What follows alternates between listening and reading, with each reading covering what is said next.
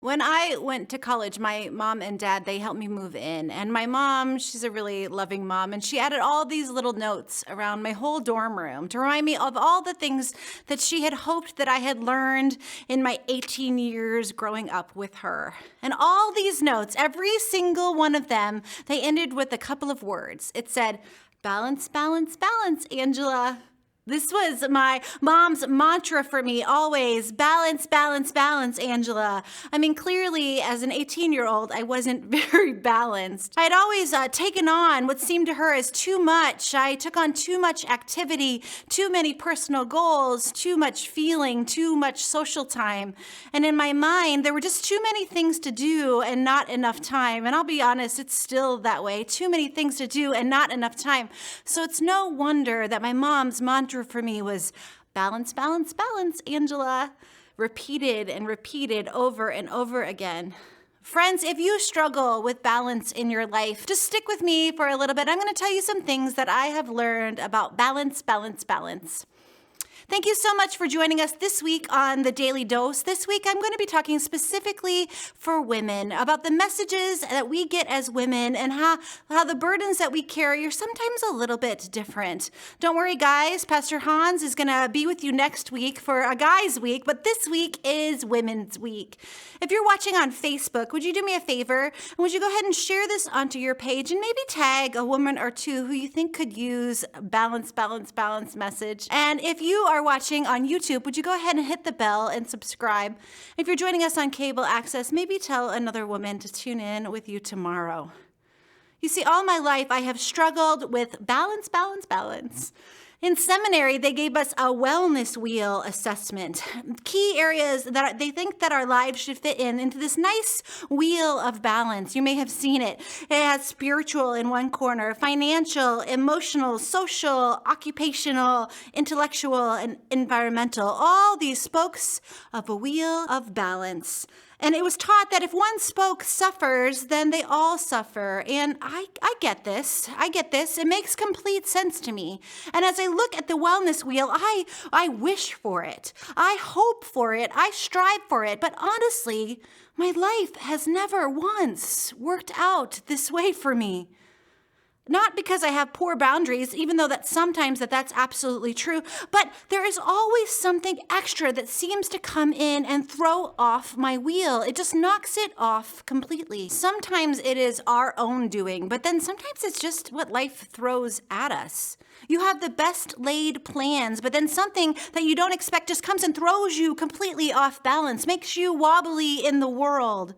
Maybe it's a health phone call where they give you a message that your numbers are just a little bit off. Or maybe it's a call from your boss that just piles on your to-do list just when you were seeing the light at the end of the tunnel.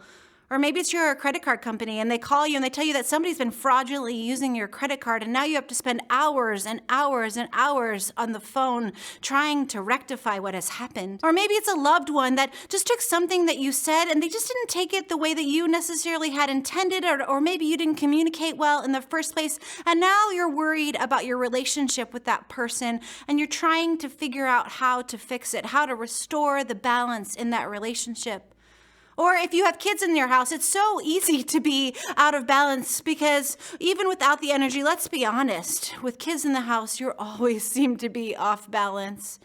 Well, and then a pandemic comes and, well, just forget about it entirely. Balance, balance, balance. Does God expect us to be balanced? Does God expect us to have our wellness wheel all figured out and neatly in its place? I want to suppose that maybe it's more complicated than that. Please don't get me wrong. I think that the pursuit of a balanced, healthy life is a good and healthy pursuit.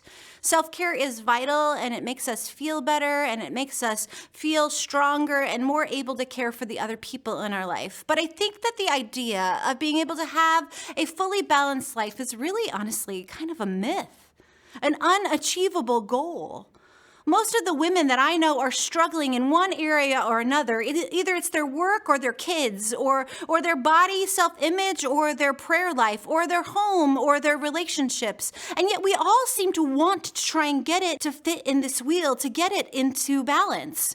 We read articles and books telling us what to do to keep this whole thing going, and we strive and we hustle and we fail, and then we beat ourselves up when we fail, and we strive and we hustle and we fail and beat ourselves up all again, thinking only if I got this piece of the wheel in balance, or only if I got this thing to just work right, if only I fix this relationship, then I would feel balanced. Author Anne Lamott writes, expectations are just resentments waiting to happen, and I think I believe her. If we expect that we can pull it all together, if we expect that we can put the whole thing, the wheel, right, then when something happens, like the dog poops on the floor, or we spill coffee on our dress shirt, or somebody wants to argue politics when we are just not ready to do that, then it throws us all off balance.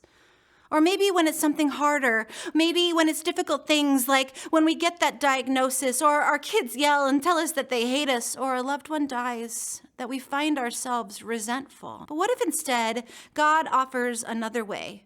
Knowing that life is going to be out of balance. In Mark chapter 4, Jesus and his disciples are in a boat, and the boat is rocking. And it says this, it says, a great windstorm arose, and the waves were breaking into the boat, and the boat was already filling with water. But he, Jesus, in the stern, asleep on the cushion.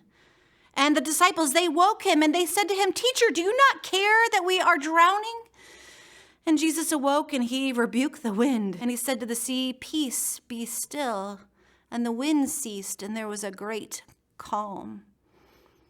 My friends, Jesus knows the storms of your life.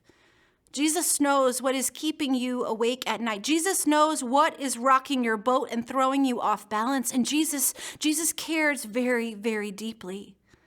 So instead of balance, may I offer you an alternative?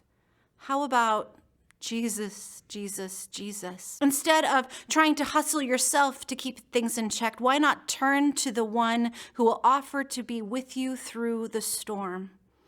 Because your life is going to be unbalanced. It just is.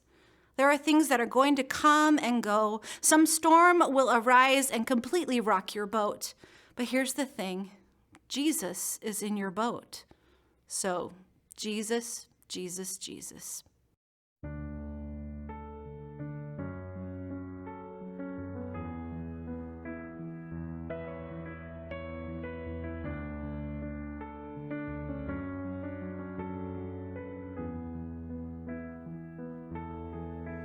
You give life, you are love, you bring light to the darkness, you bring hope, you restore every heart that is broken.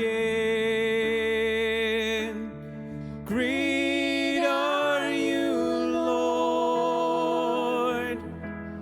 It's your breath in our lungs, so we pour out our praise, we pour out our praise. It's your breath in our lungs, so we pour out our praise to you only.